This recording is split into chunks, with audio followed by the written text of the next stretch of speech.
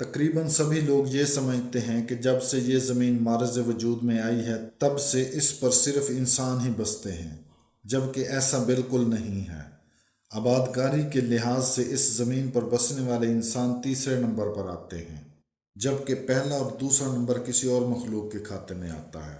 اس زمین پر سب سے پہلے ہنون و بنون نے ڈیرا ڈال رکھا تھا۔ ہنون و بنون ایک قسم کے شریر ارواح اور بلائیں تھیں جنہوں نے زمین پر سب سے پہلے قبضہ جمایا ہوا تھا۔ یہ ہنون و بنون بہت سرکش اور ظالم تھے۔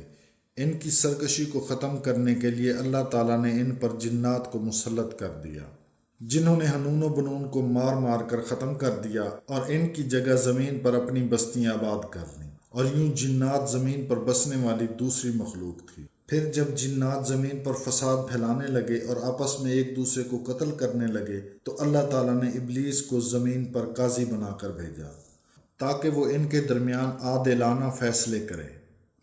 لہٰذا ابلیس 1000 سال تک زمین پر ان جنات کے درمیان عدل و انصاف کے ساتھ فیصلے کرتا رہا، اور اس لیے اس کا نام حکم پڑ گیا، اور یوں زمین کی سلطنت ابلیس کے حوالے کر دی گئی اور وہ سلطان الارض کہلانے لگا۔ کچھ روایات میں آتا ہے کہ جب اللہ تعالیٰ اپنی حسب منشا تخلیق کائنات سے فارغ ہوئے اور عرش پر اپنا میزان قائم فرما چکے تو ابلیس کو فرشتگان آسمان و دنیا کا سربراہ مقرر کر دیا۔ ابلیس ملائکہ کے اس قبیلے سے تعلق رکھتا تھا جسے جن کہا جاتا تھا۔ ان کا نام جن اس لیے رکھا گیا تھا کہ وہ جنت کے خازن تھے، یعنی جنت کے باغات کے محافظ اور نگران تھے۔ ابلیس گناہ کا مرتکب ہونے سے پہلے فرشتوں میں سے تھا اور اس کا نام عزازیل تھا۔ عزازیل کا مقام 4 پردار بازو رکھنے والے فرشتوں میں افضل سمجھا جاتا تھا۔ اپنے قبیلے کی عظیم ترین شخصیت ہونے کے ناطے اس کو اشرف الملائکہ بھی کہا جاتا تھا۔ ابلیس عبادت الہی میں بہت زیادہ مشقتیں اٹھایا کرتا تھا، جس کی وجہ سے وہ خود پسندی کا شکار ہو گیا اور اپنے آپ کو اعلیٰ اور رفع سمجھنے لگا۔ ایک اور روایت کے مطابق ابلیس فرشتوں کے اس قبیلے سے تعلق رکھتا تھا جسے جن کہا جاتا تھا۔ اس قبیلے کے فرشتوں کو آگ کی گرم لو سے پیدا کیا گیا تھا۔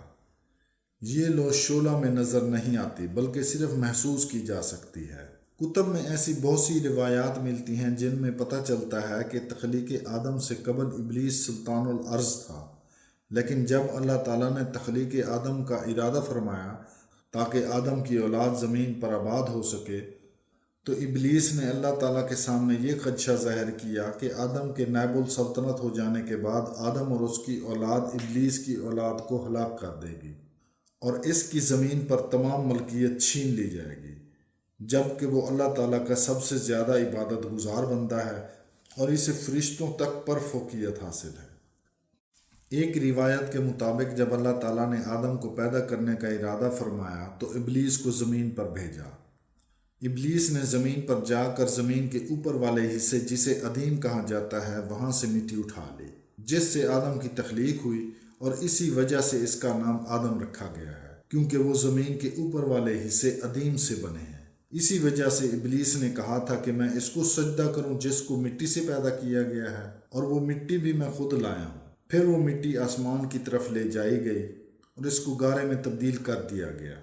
پھر اس مٹی سے آدم کا پتلا اللہ تعالیٰ نے خود اپنے دست قدرت سے بنایا۔ آدم کا پتلا بنانے کے بعد اللہ تعالیٰ نے اس پتلے کو 40 راتوں تک ایسے ہی پڑا رہنے دیا۔ فرشتوں کا جب یہاں سے گزر ہوا تو وہ آدم کے پتلے کو دیکھ کر گھبرائے، اور سب سے زیادہ گھبراہٹ ابلیس پر طاری ہوئی۔ ابلیس جب یہاں سے گزرتا تو اس آدم کے پتلے کو ٹھوکر مارتا، جس کی وجہ سے اس میں آواز پیدا ہوتی، جس طرح ٹھیکرے پر ٹھوکر لگنے سے آواز پیدا ہوتی ہے۔